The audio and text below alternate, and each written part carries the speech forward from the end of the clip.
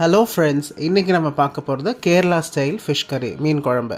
அதுக்கு பேனில் ஒரு 2 டேபிள் ஸ்பூன் எண்ணெய் விட்டுட்டு ஒரு 2 வெங்காயம் மீடியமாக நறுக்கினதை வதக்குங்க. கூட ஒரு 10 பல் பூண்டு போட்டு வதக்கிக்கோங்க. நான் பெரிய பல் பூண்டு போட்டிருக்கேன். 2 டீஸ்பூன் மிளகாத்தூள் அண்ட் 2 டேபிள் ஸ்பூன் குழம்பு மிளகாத்தூள் இதையும் போட்டு வறுத்துக்கோங்க. இது வறுத்ததுக்கப்புறம் ஒரு 2 தக்காளி, பெரிய தக்காளி அதையும் போட்டு கொஞ்சம் மஞ்சள் பொடியும் சேர்த்து வதக்கிக்கோங்க. ஒரு 1/4 மூடி தேங்காயும் போட்டு வதக்கிக்கோங்க. நல்லா அந்த தேங்காய் வறுபடுற அளவுக்கு வறுத்துட்டு அதை ஆற வச்சு பேஸ்ட்டாக அரைச்சிக்கோங்க.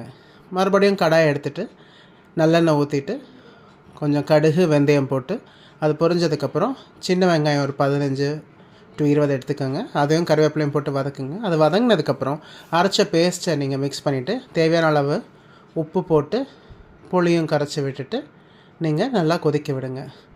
குழம்பு பச்சை வாசனை போனதுக்கப்புறம் நீங்கள் உங்களுக்கு தேவையான மீனை போட்டுட்டு மூடி வச்சுட்டு ஒரு 7 to 8 minutes குக் பண்ணிங்கன்னா போதும், மீன் குக் ஆகிடும். கடைசியாக கார்னிஷ் பண்ணுறதுக்கு கொத்தமல்லி இலையை போட்டு ஃபைனல் டச் கொடுத்து முடிச்சுருங்க. உங்களுக்கு டேஸ்டியான கேரளா ஸ்டைல் ஃபிஷ் கறி ரெடி. சாதத்துக்கு அட்டகாசமாக இருக்கும். ட்ரை பண்ணி பாருங்கள். And comment